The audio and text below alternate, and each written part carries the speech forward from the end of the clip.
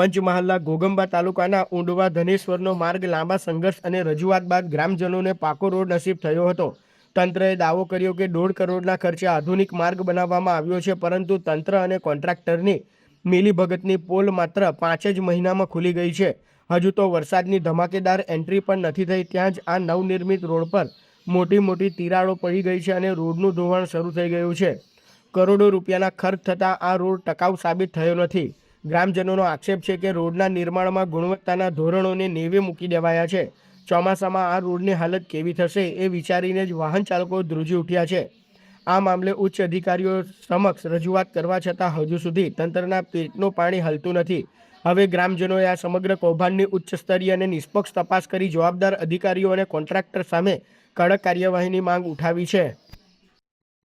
ઉંડવા ગામથી ધનેશ્વરને જોડતો CC road છે। લગભગ બન્યાને 4 મહિના જેવા થયા અને બિલકુલ બિસ્માર હાલતમાં થઈ ગયો છે।